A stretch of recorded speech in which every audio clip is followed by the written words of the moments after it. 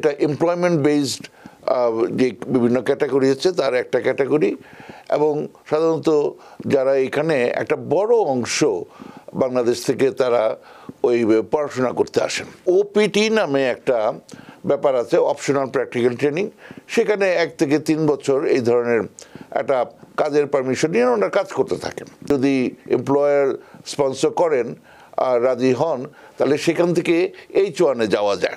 H1-এ প্রথমে 3 বছর ম্যাক্সিমাম, তারপর আরও 3 বছর পাওয়া যায়, এভাবে করে 6 বছর কাজ করা যায়। শুধুমাত্র এই EB3 করে যে গ্রিন কার্ডের প্রসেসগুলো চালালেই এটা হবে না, কারণ আমি এটা বহুবার বলেছি, এখানেই মেইন সতর্কতার যে ব্যবস্থা, যে প্রথম কথা হচ্ছে যে এটার বিভিন্ন স্তর আছে। আমরা জানি এই ভিসাটা আসলে কি, কোন ধরনের ভিসা, এগুলো নিয়ে তো আপনি কথা বলবেন, কিন্তু তার বাইরেও যে বিষয়টি আমাদেরকে আতঙ্কিত করে তোলে, কারণ অনেক মানুষই প্রতারণার আশ্রয় নিয়েছে এবং অনেক তাদের জীবনের অনেক কিছুই খুইয়ে ফেলেছেন প্রতারকদের খপ্পরে পড়ে ইবি ভিসার মাধ্যমে। যে কারণেই আমরা বাজারে একটা কথা আছে যে মিথ এবং রিয়ালিটিস, এই বিষয়টি নিয়ে যদি আপনি মানে বিস্তারিত আলোচনা করেন, তাহলে যাতে করে যারা পড়েছে তারা নিজেরা যেমন জানতে পারবে, সচেতন হতে পারবে, তেমনি যারা অনেকেই এরকম চিন্তাভাবনা করছেন তারাও যারা সচেতন হতে পারেন। জনাব মিজানুর রহমান,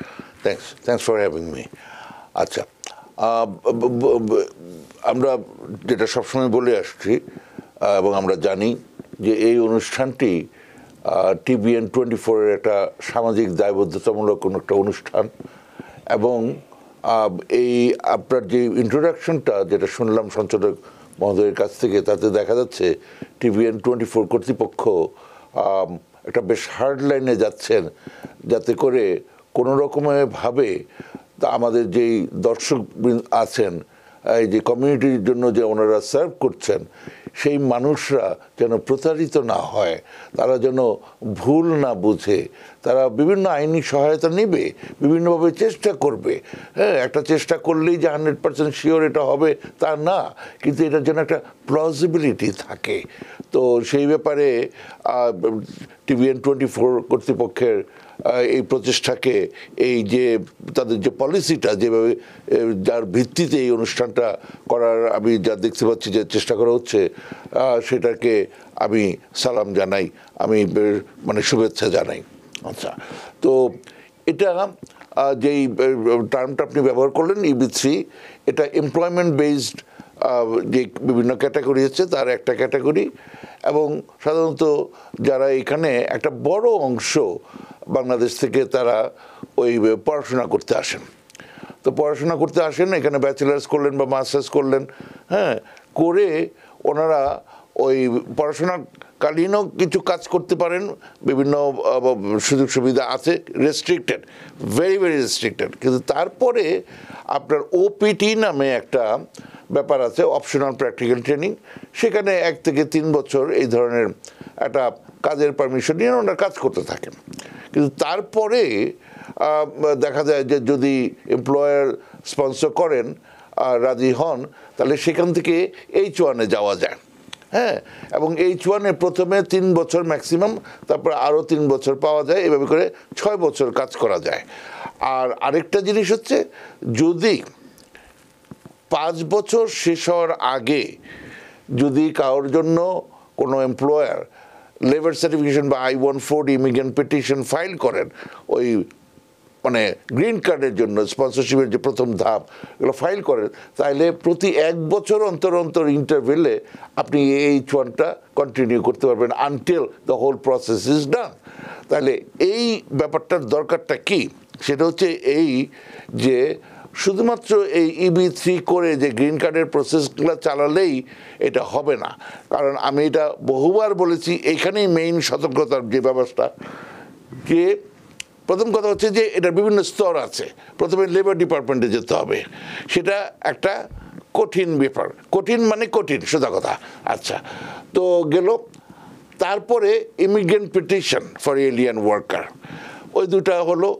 তারপরে যখন আপনি ফাইনালি I-485 অ্যাডজাস্টমেন্ট অফ স্ট্যাটাসে যাবেন এই দেশে বসে, তখন you have to show that you maintain a valid non immigrant status.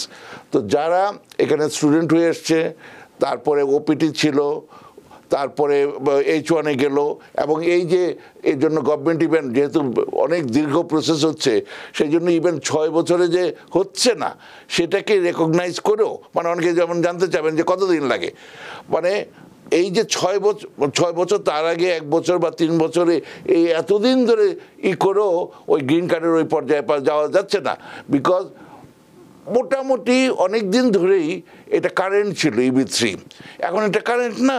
তো ফলে এই যে এই লোকগুলোকে যদি এখানে স্ট্যাটাসে রাখতে হয়, সেটার জন্য এটা অবশ্য বেশ কিছু হয়ে গেছে, সেটা হচ্ছে 1 বছর ইন্টারভেলে আবার এই H1টা কন্টিনিউ করে। তাইলে আপনি বুঝে নেন, হ্যাঁ, সঞ্চালক মহোদয়কে আমি সম্মানের সাথে খেয়াল করার চেষ্টা করতেছি যে দেখেন কতদিন একটা সময় লাগে এভাবে করে গ্রিন কার্ড করতে, কিন্তু ততদিন পর্যন্ত যদি আপনার যদি স্ট্যাটাসটা নষ্ট হয়ে যায় তাহলে আপনি আর এইখান থেকে এটা করতে পারবেন না, গ্রিন কার্ডটা করতে পারবেন না। আচ্ছা, এইখানে একটু কথা আছে, এমপ্লয়মেন্ট বেসড ইমিগ্রেশনে 6 মাস পর্যন্ত যদি আপনি সামহাউ ইলিগাল হয়ে যান, তখন আপনি স্টিল আপনার একটা ওয়েভার আছে, এবং সেইখানে আপনার মনে রাখতে হবে যে এটা ওই যে স্টুডেন্ট হয়ে ওই যে বিভিন্ন জায়গায় কাজ করে, কারণ টাকা পয়সার ব্যাপার আছে, হ্যাঁ, তো এই যে কাজ করলো এইটাই তার স্ট্যাটাস নষ্ট হয়ে গেল যদি এটা ধরা যায়। এরকম হয়েছে, এই ওয়াশিংটন ডিসিতেই আমরা কাজ করেছি, উনি ওই অন্য একটা জায়গায় কাজ করতেন, বিশেষ একটা জায়গায়, হ্যাঁ, তো কিন্তু পাশে আবার উনি একটু গ্যাস স্টেশনে কাজ করতেন, তো ওইটা আবার চেক নিয়েছেন, তো নিয়ে যে উনি ধরা পড়ে গেছেন, হ্যাঁ, কারণ ওনার সব কিছু হলো, তারপরে লাস্টে গিয়ে দেখা যাচ্ছে ওনার ভায়োলেশন আছে। তো এইভাবে করে যে জিনিসটার জন্য এই যে আপনি যে কথাটা প্রসঙ্গটা তুললেন, যে আপনার ওইখানে আমি আরও ধাপে ধাপে আমি আরও আসছি, কিন্তু এই যে আপনি প্রথমে লেবার সার্টিফিকেশন, তারপর I-140 ইমিগ্রেন্ট পিটিশন, তারপর 485 করার সময় যে স্ট্যাটাসটা রাখতে হবে, এই জিনিসটা যদি না থাকে তাহলে আপনি এই যে এতদিন ধরে এই যে চেষ্টাটা করলেন, এগুলো সব বিফলে গিয়ে এর জন্য যে কত হাজার হাজার ডলার খরচ করলেন, তারপরে তো এটা তো হচ্ছে একটা হচ্ছে উকিলের পয়সা, তারপরে হচ্ছে যে মানে এমপ্লয়ারের সাথে কিছু একটা কি হয়, হ্যাঁ, এদিকে আমি ওপেনলি বলতে চাচ্ছি না কিন্তু শোনা যায় অনেক কিছু। তো এই যে এগুলো হলো, আপনি যেটা বলতে চাচ্ছেন না সেটাই কি প্রতারণার জায়গাটা? আমি ওইখানে খুব যেতে চাচ্ছি না, কিন্তু এটার একটা সম্ভাবনা ওখানে আছে, হ্যাঁ, একটা সম্ভাবনা এখানে থাকে। তো এই যে ব্যাপারগুলো, হ্যাঁ, তো ওটা করেও যখন এই যে ফাইনালি ওখানে যখন যাবেন, তখন যদি স্ট্যাটাসটা না থাকে তাহলে এই পুরো ব্যাপারটা নষ্ট হয়ে গেল। এবং এর মধ্যে যে জিনিসটা হলো যে আপনি হয়তো ভাববেন যে ঠিক আছে আমার লেবার সার্টিফিকেশন আছে, I-140 আছে, আমি বাইরে থেকে গ্রিন কার্ড করে নিয়ে আসবো, কি সমস্যা? এক, এখানে তো হলো না। দুই, আপনি যে বাইরে যাবেন তখন অন্য একটা সমস্যা আছে, সেটা হচ্ছে আপনি যদি এই দেশে 6 মাসের বেশি ইলিগাল থাকেন আর 1 বছরের কম, তাহলে বাইরে গেলে আপনি 3 বছর এখানে ঢুকতে পারবেন না। আচ্ছা, আর যদি 1 বছরের বেশি, ম্যাক্সিমাম মানুষের 1 বছরের বেশি ইলিগাল হয়ে যায়, তারা 10 বছর ঢুকতে পারবে না।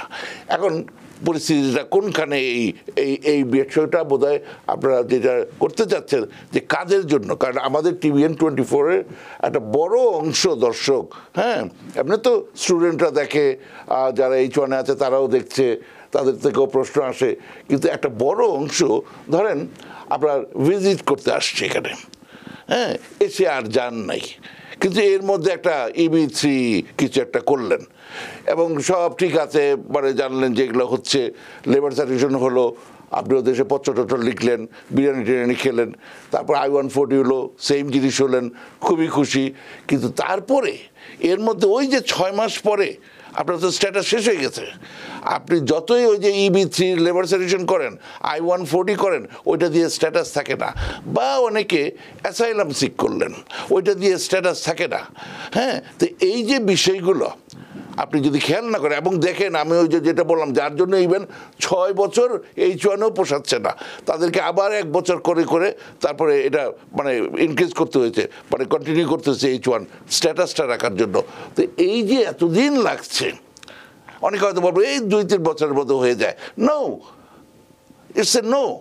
এবং এই যে পার্ম যে বিষয়টা, তারপরে যদি এটা অডিটে যায়, হ্যাঁ অনেকে হয়তো কম সময়ের মধ্যে হয়, কিছুটা কম সময়ের মধ্যে, কিন্তু ম্যাক্সিমামই অনেক, কারণ এটাতে 3টা ধাপ। Because people sneeze. Because not everyone washes their hands. Because kids touch a lot of things. Set a date to get your flu and COVID shots and RSV if eligible. Because if you're wondering, should I get my flu and COVID shots? Think about other people. Learn more at nj.gov/health/vaccines. New York থেকে সম্প্রচারিত TVN 24 television বিশ্বজুড়ে বাঙালির কণ্ঠস্বর।